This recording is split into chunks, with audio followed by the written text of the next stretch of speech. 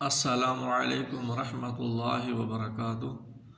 نحمدہ ونصلی ونسلم علی رسولہ النبی الکریم، اما بعد، اعوذ باللہ من الشیطان الرجیم، بسم اللہ الرحمن الرحیم۔ قل هو اللہ احد اللہ الصمد لم یلد ولم یولد وَلَمْ يَكُنْ لَهُ كُفُوًا أَحَدٌ۔ قُلْ هُوَ اللَّهُ أَحَدٌ اس کے دو معنی ہیں۔ پہلا معنی، قُلْ هُوَ اللَّهُ آپ فرما دیجئے وہ اللہ ہے، احد وہ ایک ہے۔ دوسرا معنی ترجمہ اس آیت کا یہ بنے گا، قُلْ هُوَ اللَّهُ أَحَدٌ آپ کہہ دیجئے وہ اللہ ایک ہے۔ اس کی تفسیر یہ ہے، اللہ تعالیٰ اپنی ذات میں، صفات میں، افعال میں اکیلا ہے اور عبادات میں تنہا ہے۔ اس کی ذات، صفات، افعال اور عبادات میں کوئی شریک نہیں ہے۔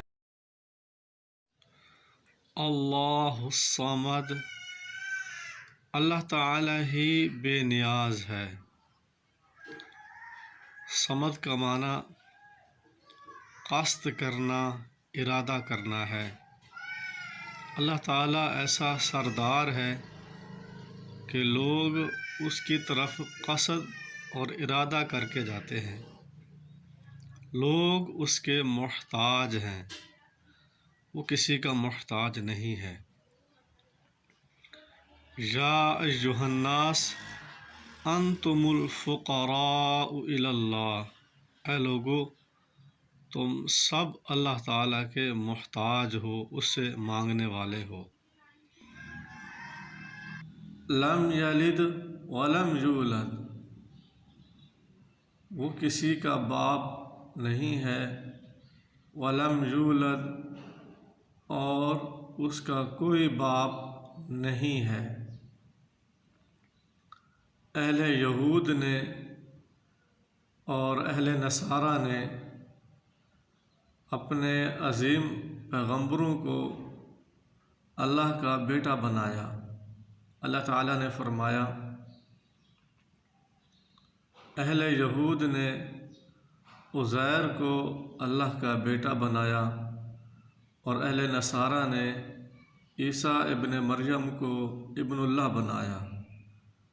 وقالت اليہود عزیر ابن اللہ وقالت النصارى المسیح ابن اللہ یہودیوں نے کہا عزیر اللہ کا بیٹا ہے اور عیسائیوں نے کہا عیسیٰ اللہ تعالیٰ کا بیٹا ہے۔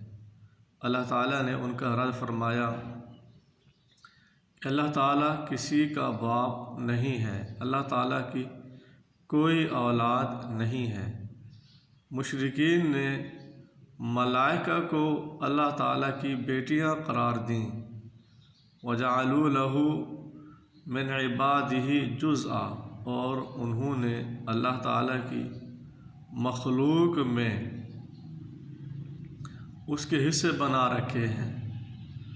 اللہ تعالیٰ نے فرمایا اللہ تعالیٰ کی ذات کے کوئی حصے نہیں ہے، اور موجودہ دور میں کچھ لوگ آپ صلی اللہ علیہ وسلم کو اللہ تعالیٰ کی ذات کا نور سمجھتے ہیں اور اہل بیت کو اللہ تعالیٰ کی ذات کا حصہ سمجھتے ہیں۔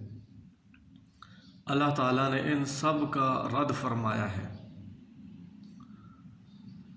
وَلَمْ يَكُنْ لَهُ كُفُوًا أَحَدٌ اور نہیں ہے اس کے کفواً برابر، احد ایک، کوئی ایک اس کے برابر نہیں ہے۔ کفواً برابر کو اور جوڑ کو کہتے ہیں، ہم مثل چیز کو کہتے ہیں۔ اللہ تعالیٰ کی ذات کے برابر کوئی نہیں ہے۔ لیس کمثلہ شیء، اللہ تعالیٰ کے جیسا کوئی نہیں، اس کے مثل کوئی نہیں ہے۔ وما علینا الا البلاغ المبین۔